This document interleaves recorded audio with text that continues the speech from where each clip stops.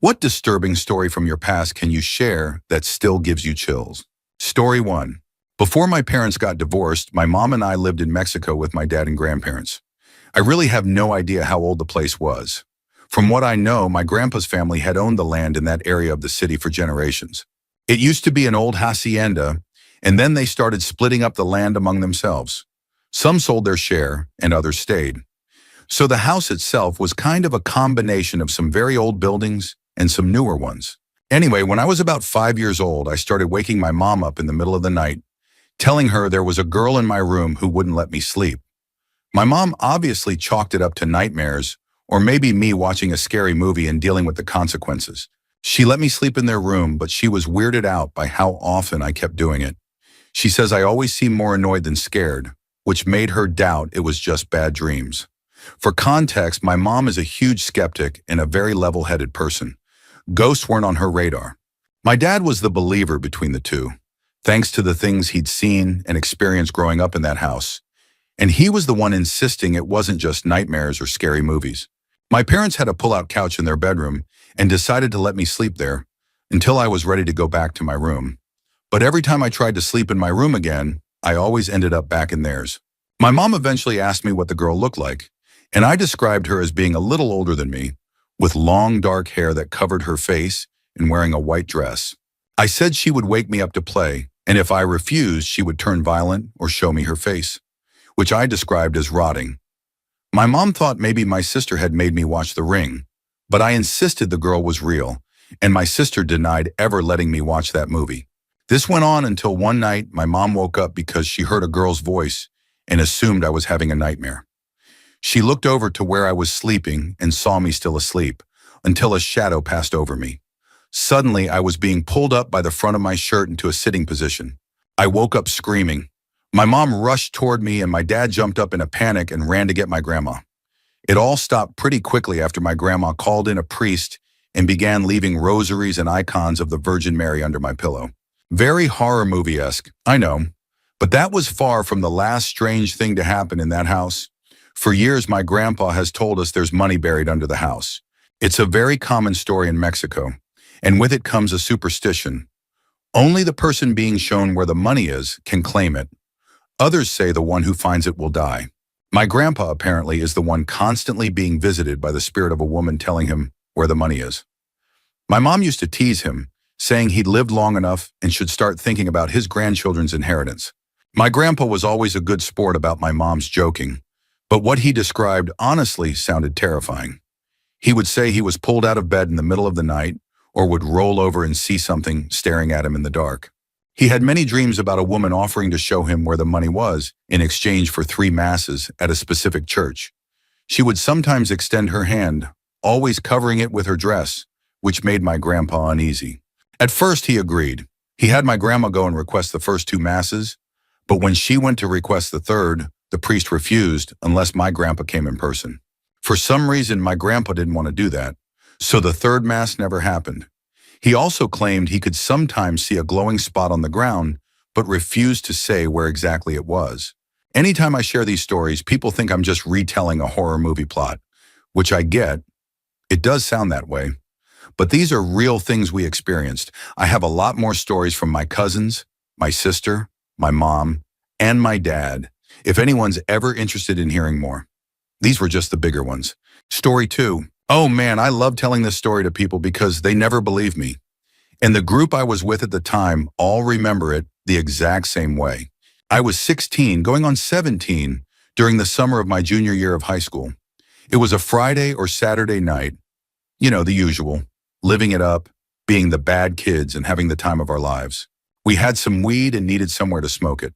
So we went to the state forest nearby. There are multiple round gravel lots around the perimeter of the forest for hunters and hikers to park in when entering the woods. These parking lots are maybe big enough for 5 or 6 cars, not huge, and there's no real driveway or anything, just gravel semicircles off the main road. On the south side of this forest, there's an old abandoned church. It looks like a church, but rumor has it the people who used it were actually part of a satanic group. It's made quite a name for itself in paranormal circles and among locals. Apparently, shadows chase you off the property, and you can sometimes see lights when you drive by. I don't know. I never had any desire to go there myself. Anyway, that's the background on the location and setting. So we pull into this gravel lot. The park is technically closed from dusk to dawn. So yeah, we were trespassing, but we just needed somewhere to smoke. There were 5 of us in the truck. 2 guys up front and a guy and 2 girls in the back. We cracked the windows, lit up, listened to music, and hung out. After smoking, we were all feeling good but not too high.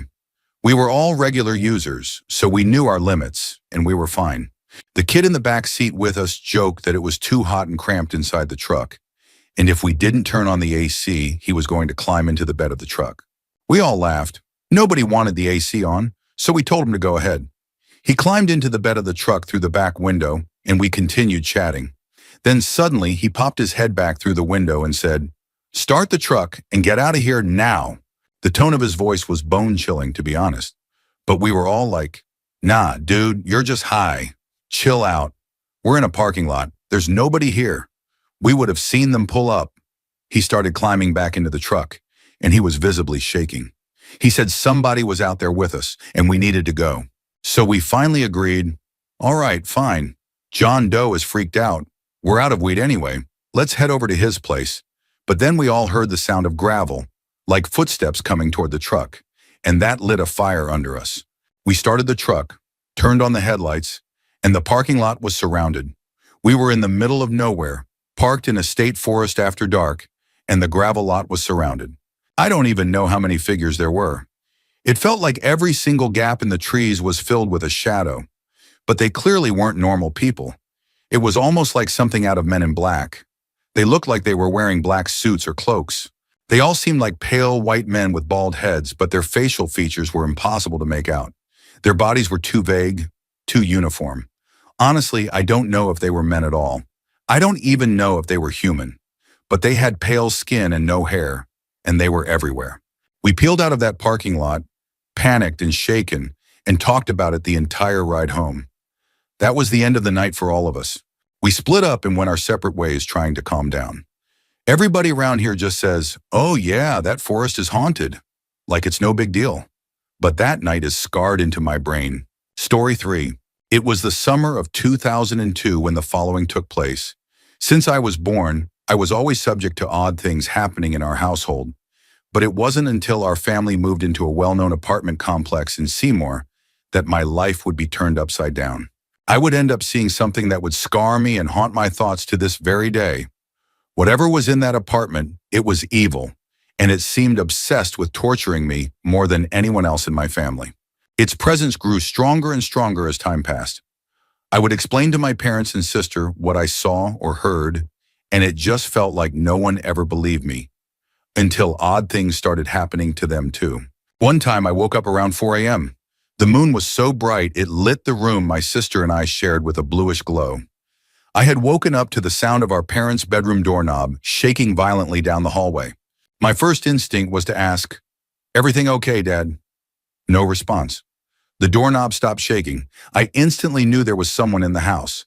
I leaned over to look into the hallway from my bed, and that's when I saw it. A 6 to 7 foot shadow was standing in the middle of the hallway. No one in my family is over 5 feet 7 inches. Panic and fear set in. I thought we were getting robbed. All I could think was, this is how I die. I slowly moved back into my bed, under the covers, and whispered my sister's name, trying to wake her up. She responded groggily, "What's up?" "I'm sleeping." I whispered, "Shh, there's someone in the hallway." Silence. She had fallen back asleep. I peeked back toward the hallway and saw the thing hiding along the side of the wall, like it was trying not to be seen. I could see its chest moving, like it was breathing heavily, and its fingers were disturbingly long. I had never felt such fear in my body. At that point, I wasn't just afraid for myself. I was afraid for my family. I didn't know what I was looking at. I woke my sister again, because of course, when you're terrified, you suddenly need to use the bathroom. She got up, half asleep, and followed me to wait outside the door. I was paralyzed with fear. As I washed my hands, I heard her walking back to the room. I quickly dried my hands, shut off the light, and started speed walking down the hallway. Then I heard it, running footsteps, growing louder and faster behind me. I ran, I slammed our door shut, locked it, and jumped into bed. My sister asked if I was okay. She could tell I was scared. We tried to shake it off. Maybe we were just half asleep.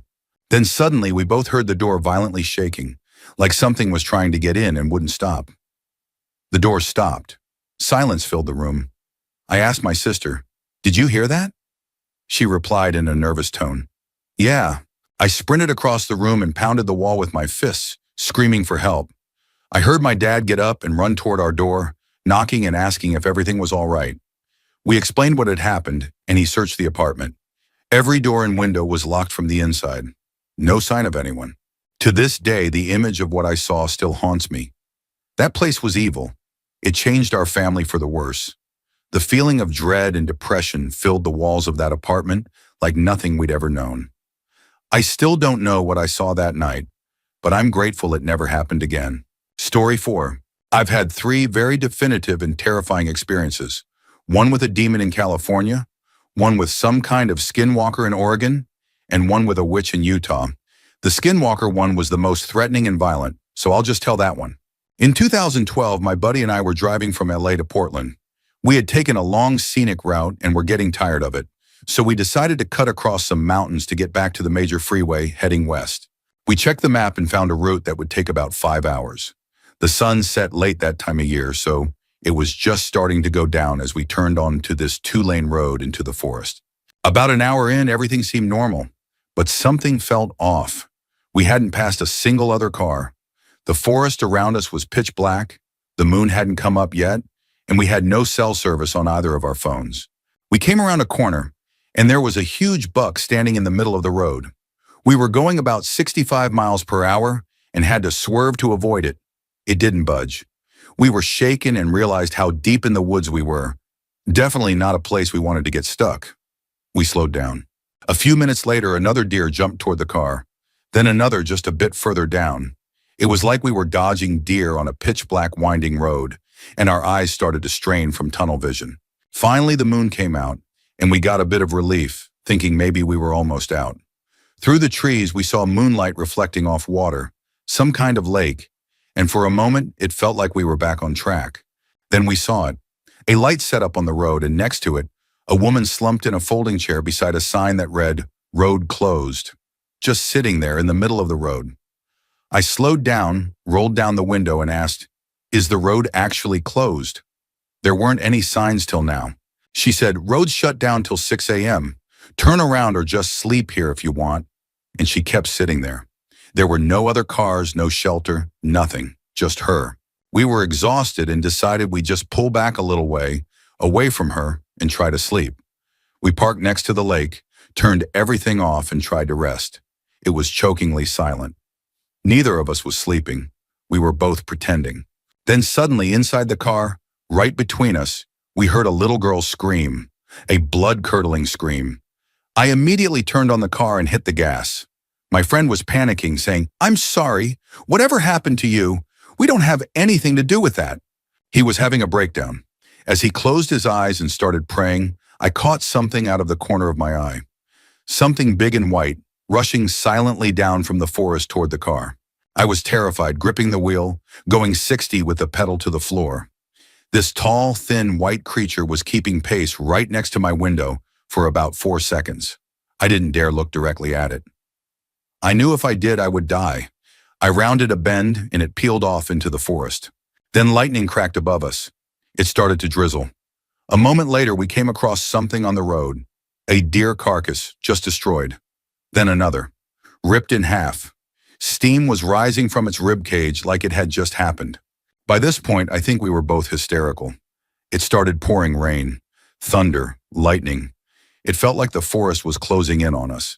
Finally, in the distance, we saw the intersection where we'd first turned off the main road. We raced toward it like it was the finish line. And the second we reached the stop sign, everything stopped. No more rain, no lightning, no thunder. We looked at each other and just laughed. Not because it was funny, but because we didn't know what else to do. Then my phone rang. It was around 3 a.m. It was my mom. I picked up, about to tell her what had happened. But she cut me off, furious. She said, "Who the hell was that?" Who was that woman screaming at me? Your phone called me in the middle of the night and I answered, and some horrible woman was just screaming at me. I tried calling back and it was off. And now you finally pick up? We drove to the nearest hotel. I slept with a small crossbow in my hand. Years later, I started reading about skinwalkers. People painted white, running beside cars, appearing in the woods. What I saw matched the descriptions exactly. I think about it all the time. Story 5. It was 1988. I was staying over at my boyfriend's family's house. My boyfriend worked nights and usually got home around 2 a.m. At 1:30 a.m., I woke up. I was paralyzed and felt a tremendous weight on my chest. I couldn't breathe or move. My nose and mouth couldn't get any air. Even if I could, I wouldn't have been able to get it into my lungs. I swear I was fully awake. Although it was dark and the atmosphere seemed foggy, I was conscious. I looked at the clock and noted the time. I tried to focus on the picture of Jesus on the wall. I couldn't talk, scream, or even whimper. There were 4 other people in the house, but I couldn't call to them. Then the panic started, and every microsecond felt like forever. I needed air. I heard whispers, but I couldn't make out any words. All of a sudden, headlights filled the room. My boyfriend had come home. The pressure lifted, and I could breathe again. Just like that, it was over. The moment he came in the door, I started crying out of sheer fear. He said that when he pulled up, the floodlights in the backyard came on, and he saw a shadow running. Since the internet became a thing, I've searched for a logical explanation, but sleep disorder just doesn't fit. It was a very real and memorable experience, and it never happened again. That was a long time ago. Although the memory didn't scar me for life, I now go to bed with 3 dogs, and I've been a light sleeper ever since. Story 6. I got attacked by something in my barracks room. This actually just happened to me about 15 minutes ago. I'm currently in my car in the parking lot outside my barracks, typing this now. I was in my room getting ready for the week when the closet light flickered. I didn't think anything of it, just figured it was the usual army barracks stuff. I continued hanging up laundry and cleaning up, and suddenly all my lights went out. That spooked me a little. I went to turn them back on, and they worked fine. But just after I turned on my main light, it felt like someone grabbed my shoulder and pulled me. That's when I really started to panic. I felt sick and lightheaded. I drank some water and sat in my chair, trying to process what had just happened. I kept feeling nauseous for a good 30 minutes, and I finally decided to lay down. After lying there for a bit, my whiteboard, hanging on the wall, somehow unhooked itself and fell. I immediately got up, threw on a sweatshirt and shoes, and tried to leave. I couldn't find my keys. I started to panic even more, and suddenly I felt a burning pain on my abdomen. I ignored it and focused on getting out of the room. I eventually found my keys and made it to the parking lot. As I was walking to my car, the burning pain returned. So intense I almost stopped, but I pushed through. Now in the car, I lifted up my sweatshirt to see what it was. I have 3 scratch marks right where I felt the burning. My heart dropped. I felt like crying. I have no idea what just happened. I don't know who I can talk to about this, so I figured this subreddit was my best bet. I don't know much about this kind of thing. I've never really believed in ghosts, but I never fully denied them either. I'm not religious at all. I never thought anything like this could actually happen, and I'm terrified. If you know anything, please let me know. Thank you in advance. Story 7. Throwaway account because my fiancé knows my real one, and I don't want him to see this. He already thinks I'm losing it. This is going to be a bit long, but please bear with me. Last August, we began relocating to another city. My fiancé had been offered a position at a company he'd wanted to work at since graduating. I was okay with the move because I'm a private tutor at a small institute, and I was lucky enough to transfer to their other branch. My fiancé moved in first in August. I followed in September. He found a house that was new, a little outside the city and cheaper. We were trying to save since we agreed to get married after paying off our debts, his credit cards and my student loans. He mentioned the house had electrical problems at first, but he called the realtor and supposedly had it checked out. We didn't talk about it again. When I moved in fully in September, things seemed fine. On September 28th, we were supposed to head to my fiancé's sister's birthday. He left first, and I stayed because of work. I got home around midnight. All the lights were on, all the TVs were on, and even his desktop was running. I texted him, and he said he hadn't left anything on. The door was locked, the alarm hadn't gone off, and there was no sign of anyone entering. I let it go.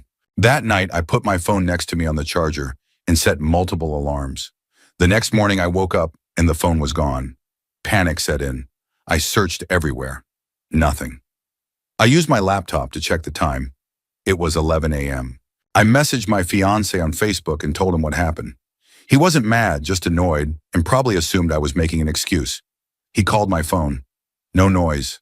No ringtone. I never put my phone on silent when he's out of town. Later, when I ordered takeout and sat down to eat, I left to grab a napkin. I heard my ringtone and found my phone inside the McDonald's bag. It had 100% battery. No notifications, no missed calls, nothing. I told my fiance, and he got even more annoyed, saying I needed rest. I called my sister, but she didn't answer. I was genuinely freaking out and decided to sleep in the living room with all the lights on. Nothing else happened for about 2 months. On my birthday in November, I had to work, but my fiance cooked for me. We had dinner, celebrated, and then went to bed. I heard his phone ringing from the kitchen, so I got up to get it, but it wasn't there. The ringing stopped, and both doors of the fridge were wide open. The fridge has an auto-close feature unless you open it fully and put in the stopper. The alarm beeping from being left open too long wasn't going off, which meant it had just been opened. I called for my fiance. He ran in, thinking something was wrong. I told him what happened, and he said, "My phone is on silent. It's charging next to me." "You must have been dreaming. You're just tired." And I believed him. Logic made sense. I moved on. The TV continued to turn on by itself occasionally. My fiance said it must be wiring. 2 days ago, I came home early, sore from the gym. I decided to take a hot bath. I filled the tub with hot water, so hot I left the bathroom door open and cracked a window. Just as I was about to get in, I got a package delivery. I signed for it and came back. No more than 3 minutes later. The water was ice cold, not just cold, icy.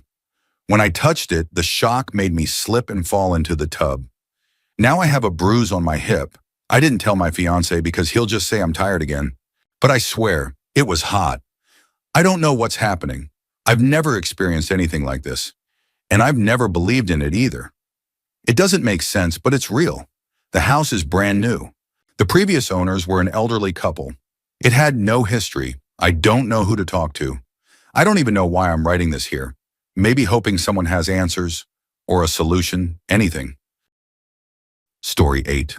This was in Costa Mesa, California, and it happened just this past November. I was homeless at the time and under immense stress.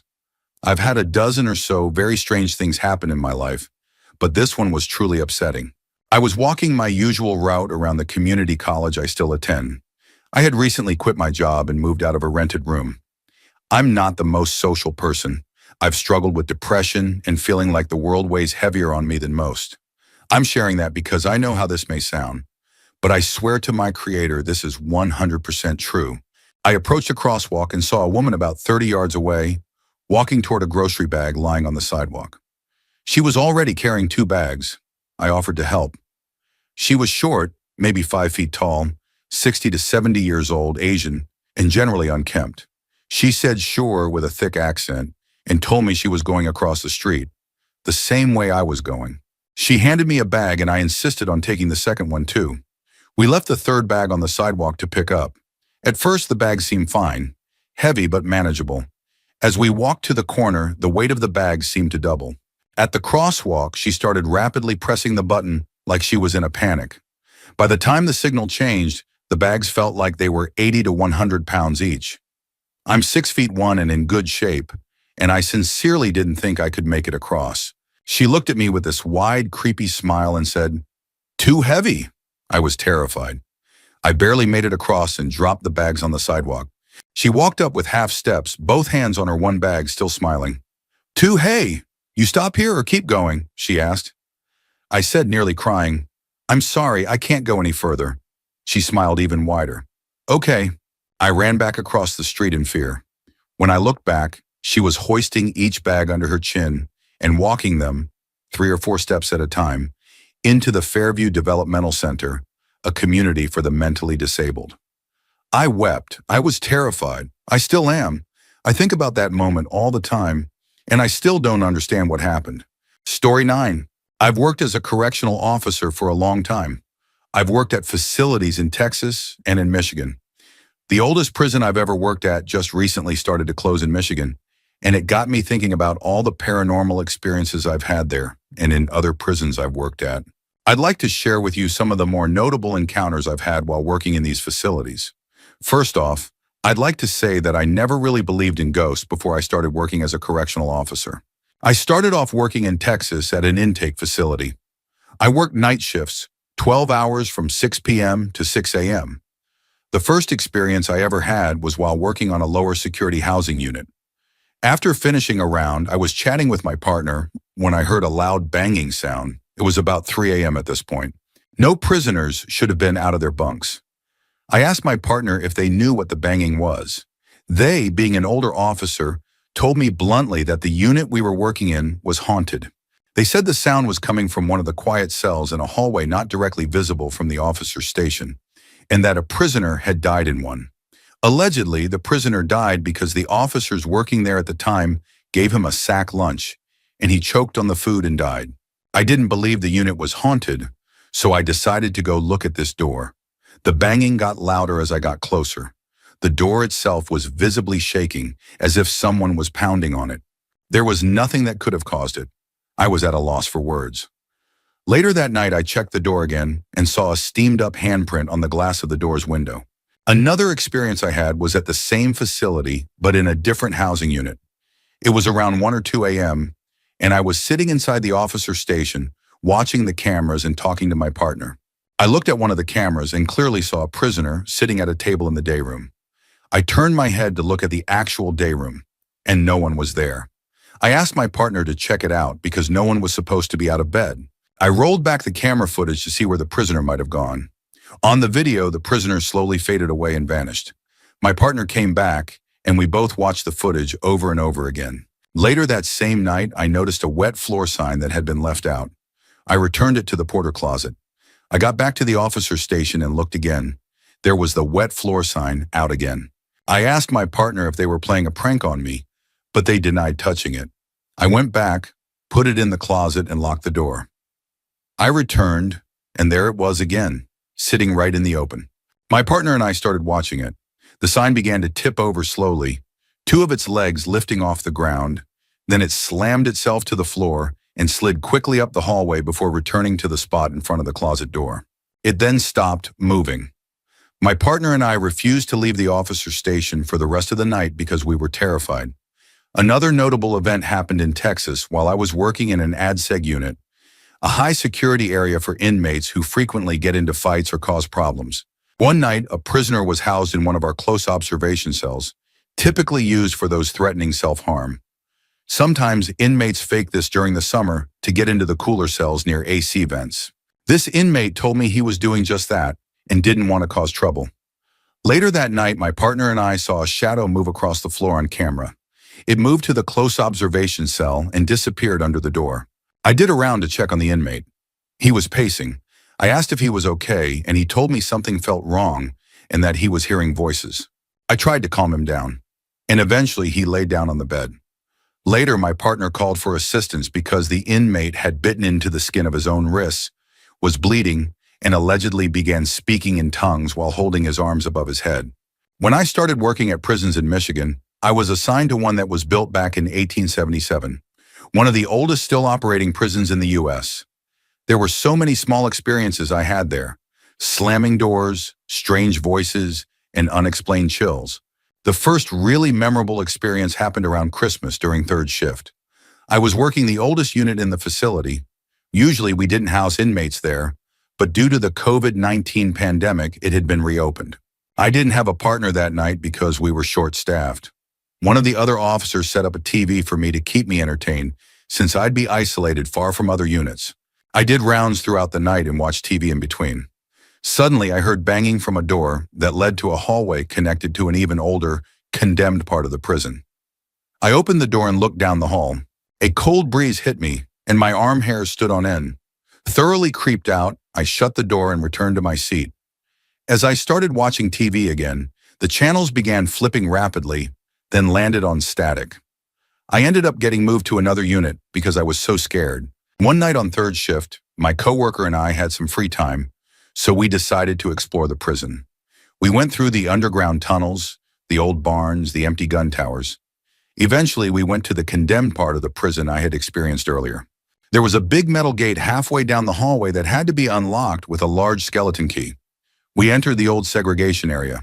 It was pitch black, so we used flashlights. The energy there was awful. It filled me with dread. I told my coworker I wanted to head back. As we were walking, his flashlight suddenly died. We barely made it to the hallway with the gate. Then we heard something running behind us. We started running too. My coworker fumbled with the key, and we could hear the footsteps getting closer. We finally got the gate open and sprinted out. Later, I saw that my coworker had red claw marks all over his arms. Story 10. Okay, so this was around 7 or 8 years ago. We were getting insulation for our very small attic space, which was directly connected to my room with a door. We had a small house. We had never opened this area since we moved in. I was sitting on my bed when my parents opened the door, and immediately everything went wrong. My lights blew out. 3 bulbs in one lamp and one in a separate lamp plugged into a different surge protector all went out at once.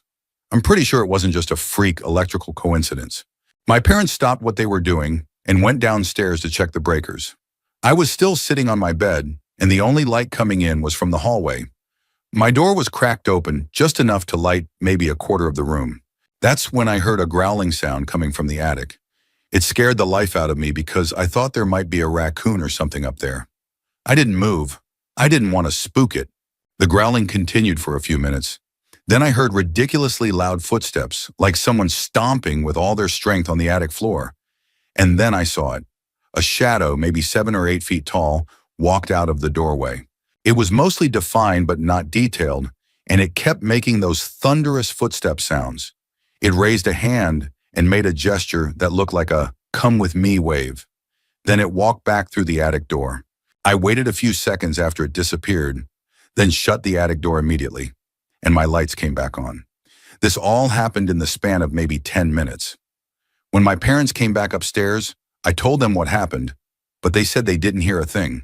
I still have no clue what happened to this day.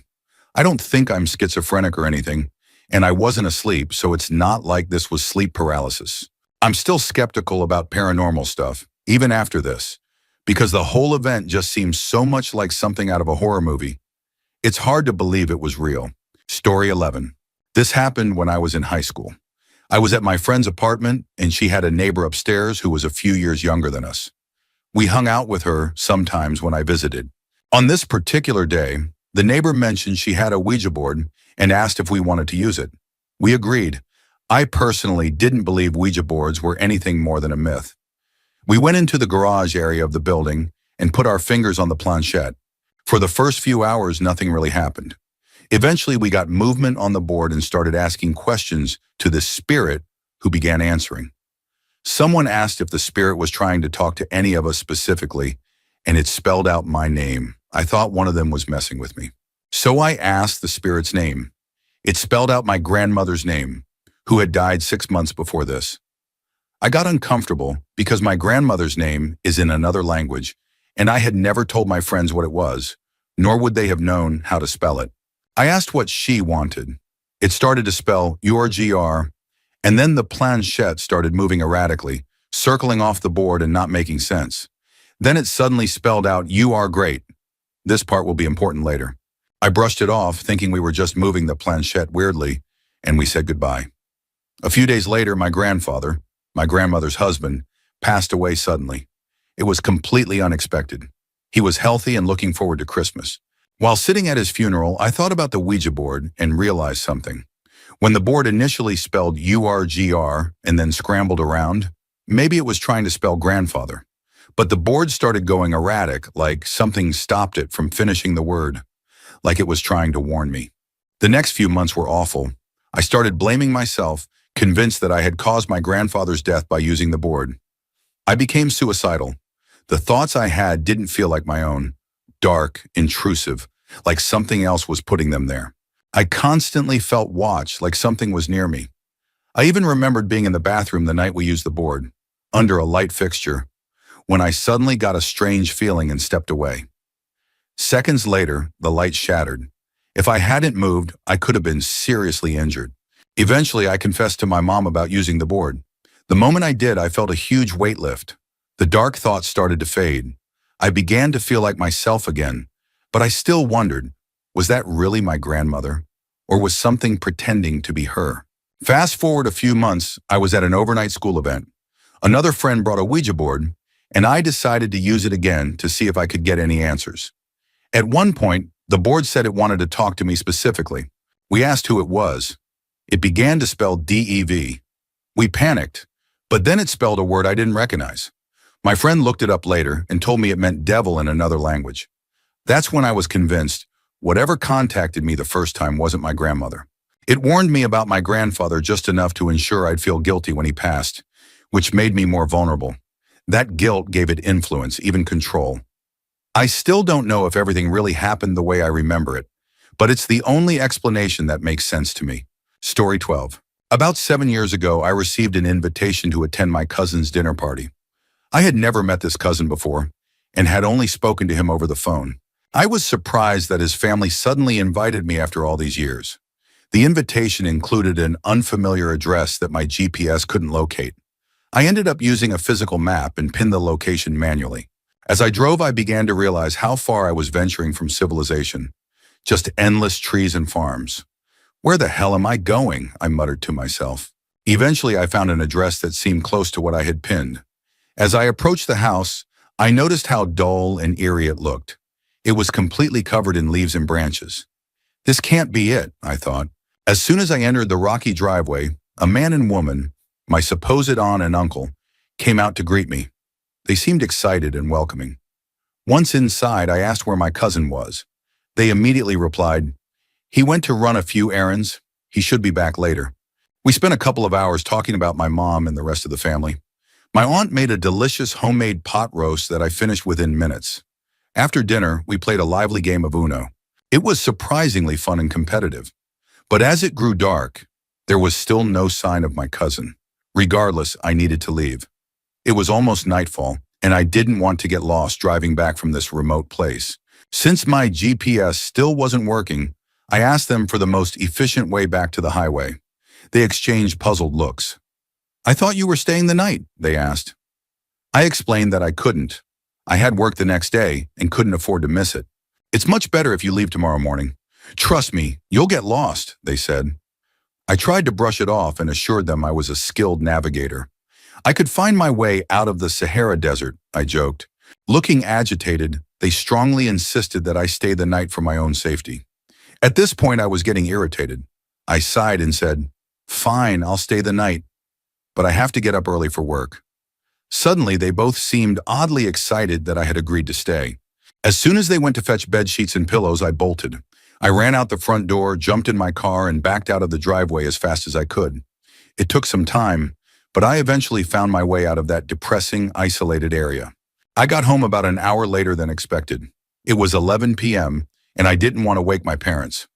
I climbed the fence and entered through the back door, only to find the kitchen lights on. As I stepped in, I saw my mom sitting there, looking impatient. "Where were you?" she asked. "I was at Aunt Deborah's. You knew this," I replied. "Then why did she call saying you never arrived?" To this day, I have no idea who I actually visited. Story 13. About a year ago, it was my only son's 18th birthday. It was a small get-together with just a few guests, some close relatives and a few of his friends. I wish I could have planned something bigger. "You only turn 18 once." That's what the older family members kept saying. But truth be told, I was never much of a big birthday guy. My side of the family never cared much for celebrations. My late wife, Mary, though, she was the go-to when it came to throwing parties. She had been a wedding planner for many years, so she really knew how to organize a good time. She passed away when Jake was only 10. Feels like just yesterday we were planning our lives together. She was on her way home from the office when a drunk driver hit her head on. I remember sitting in that hospital waiting room. An officer came out and explained the collision. Not long after, the doctors told me she had suffered numerous internal injuries. They couldn't stop the bleeding. I like to believe she went to some afterlife and is looking down on us from above, though I'm not sure if I truly believe in such things. Still, I wanted Jake to believe that's where his mother went. I got Jake a new fishing rod, and I had planned a week-long fishing trip just for the two of us. He loved fishing. When he was younger, he always begged me to take him. As he got older, he was down at the pier every day. If he wasn't in school, he was fishing. During the summers, he'd be out from dawn till dusk. One night, he didn't come home until midnight. My brother Dave had bought him a new reel, and Jake had been testing it out. Dave and I were just like Jake when we were young. Fish and fool, and that's what our parents used to call us. Dave moved inland for work a few years before Jake was born, so we hadn't fished together in a long time. I remember calling Dave just hours after Jake was born to say, "You've been replaced as my fishing partner." We both laughed. It was around 9 p.m. when most of the guests had left. After walking Dave out and having a quick smoke, I came back inside and found Jake admiring his new fishing gear. "Hey," I said with a grin, "we gotta head out early tomorrow morning, so don't stay up too late." He nodded and said he wouldn't, but I knew better. Morning came fast. I woke up extra early to make sure we had everything we needed: food, drinks, tackle, and gear. After finishing up with the truck, I went upstairs to wake Jake. I knocked and heard a loud, enthusiastic, "Come in!" He was already packed and wide awake. "Come downstairs," I said. "We'll grab some breakfast on the way. I want to be on the water before noon." He didn't say much, just grabbed his bag and followed me. The drive was about 3 hours, and we pulled up to the dock around 10:30 a.m. My boat was an old wooden fishing vessel I had inherited from my father. The red paint was peeling, and it looked every bit its age. It had a small captain's cabin with 2 bunks, a table, and a couple of chairs. "Perfect for a week," I said to Jake, tossing my bag on the bottom bunk. "Why do you get the bottom bunk?" he teased. "Because I'm old. All the creaks you're hearing aren't just coming from the boat," I joked. We both laughed. After settling in, I locked the truck and we set off. By noon, we had our hooks in the water. Mary could never get into fishing like we did. She used to say, "I can't just sit around waiting for something that might not happen." After just a few minutes, Jake shouted, "Fish on!" He yanked back hard. Whatever he had on the line was strong, but then suddenly the line snapped and flung him backward. "You all right?" I asked. "Yeah, I'm good," he said with a thumbs up. "You sure? How's your head?" "It's fine, just bumped it. If you need a bandage, the first aid kit's inside." "I'm good," he repeated. That day came and went. We turned in early. The next morning we were back at it. We caught some too big, some too small, but managed to keep a few. That night, Jake and I shared a couple beers while frying up our catch. Fried fish and grits, my favorite. It became his too. Mary couldn't stand grits. She thought we were crazy. After dinner, we cleaned up and turned in. Later that night, I woke up to Jake yelling for me. As my feet hit the floor, they were soaked. "What the hell?" I murmured. Jake looked terrified. "What are we gonna do?" he asked, trembling. I grabbed his hand, got my bearings, and reached for the flashlight. The time read 1:20 a.m. I climbed onto the deck. One of the hull boards had given way, and water was pouring in fast. I knew right then we weren't going to make it back before the boat sank. I calmed Jake down and searched for the life raft. "Damn," I muttered. "I can't find the raft." We were going to have to swim. I grabbed whatever gear we could salvage, and we jumped into the water. "It's gonna be all right, son," I said. I knew he was scared of the water at night. "We just need to make it to shore." We paddled away from the wreck so we wouldn't be pulled under. 2 hours into our swim, Jake started panicking again. "Dad," he whispered, "I think I heard something." I looked around, but it was pitch dark. "Just keep swimming, Jake. Deep breaths. We're going to be okay." Could it be a shark? "It's nothing," I said, trying to keep him calm. About 30 minutes later, something slammed into us. I was knocked back. When I processed what had happened, I started screaming Jake's name. There was silence. Then, he resurfaced with a scream that tore through the night. "It's eating me, Dad. Please make it stop. It hurts." There's no amount of alcohol that can erase that scream from my memory. I swam toward him, heart pounding. As I reached him, I could feel something large, rough, sandpaper-like skin. It was a shark. I heard the crunching of his bones. His screams got worse with every bite. I punched at the thing, over and over, but it didn't stop. I smelled the iron from his blood mixing with the salt water. Then, he let out one final scream before being dragged under. I screamed for him. I pleaded with whatever was out there to take me instead. But it didn't. Eventually, after hours floating in the surf, I found my way back to shore. The sun was just rising. I looked down at my shirt, stained red. I dropped to my knees and wept. I couldn't eat for weeks. I couldn't even make a phone call to tell anyone what happened. When I finally told my brother, he came and stayed with me for a few months.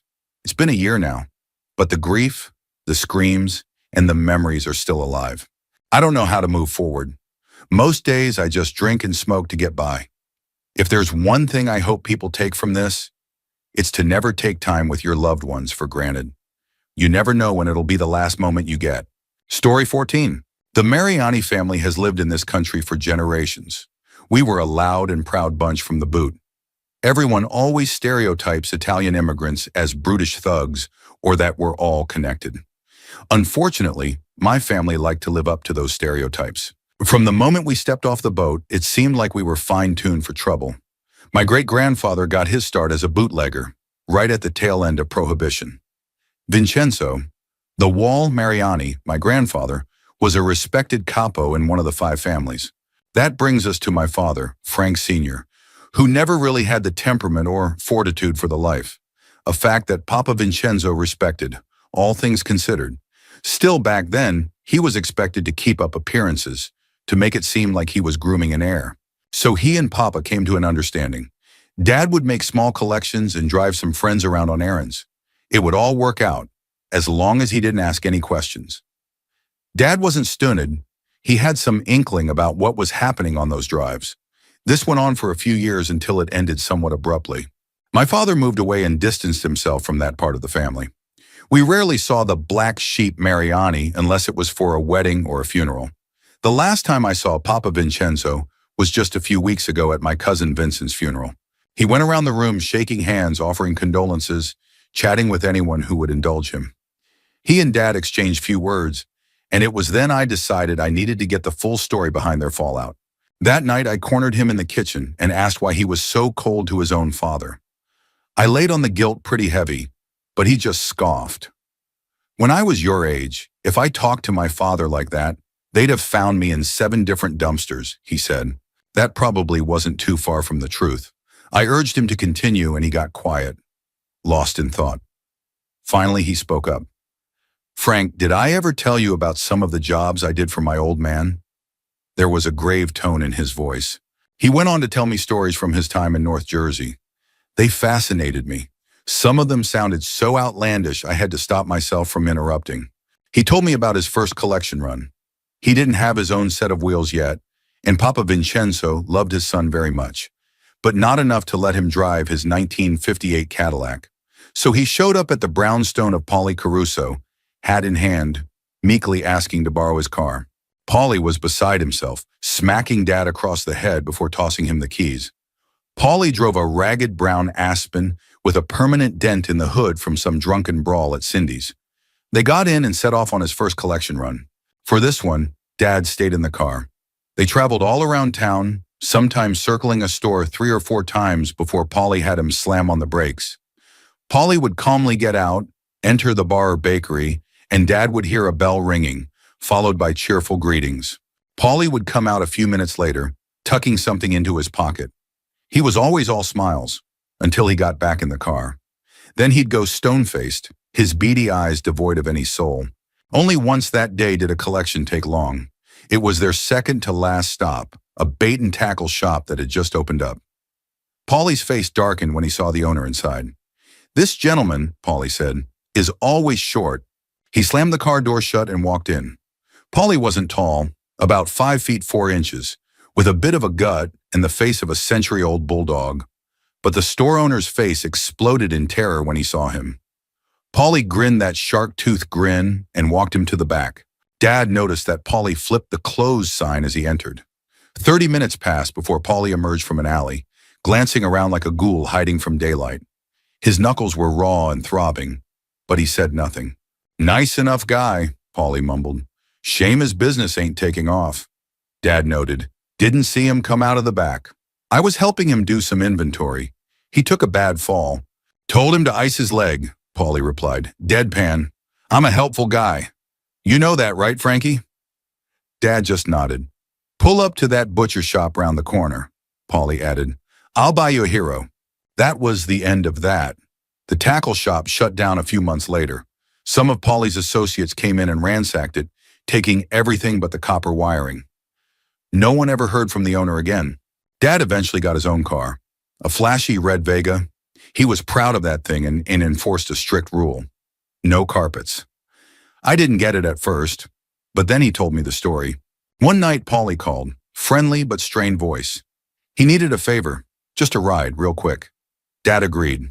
He drove to a sleazy nightclub in Newark, pulled around back, and saw Polly and his buddy, Sal Valentine, aka Waddles, due to his gout-ridden limp. Sal got in the front seat, drunk and reeking of cheap perfume. Meanwhile, Polly was dragging something heavy and lumpy to the trunk. They made some small talk. Polly said they needed to swing by the docks. While driving, Dad started hearing a thump from the trunk. Then another, louder. Polly froze. Sal ignored it. "What's that noise?" Dad asked. "Potholes," Polly muttered. Dad wasn't buying it. He pulled over. They were near Dock 55, where the Mariani family made problems disappear. Sal got out and popped the trunk. A muffled voice screamed from inside. "Pretty chatty for a carpet," Dad said. Sal silenced the voice with a solid punch. Slammed the trunk shut. Dad stared Polly down. "Does my father know you have Antonio Petriello in a carpet?" "It'd be better if he didn't," Polly admitted. The rest was business as usual. The carpet got loaded into a container marked with a red X. In the morning, someone would ferry it out to sea. Polly slipped Dad a fat envelope, and that was that. From that point on, Dad banned carpets from his car. Years later, he told me that Sal vanished not long after. The Petriello crew never did stop asking about Antonio, so it made sense to offer Sal up as a sacrifice. But sometimes things got weird. He picked up two guys for a heist. They were after a truck headed for the Natural History Museum. They figured it was loaded with treasures. Turns out it was packed with Egyptian artifacts, stone statues, death masks, and canopic jars. One of the guys stole a Bastet statue. From that night on, a black cat sat at his window every evening.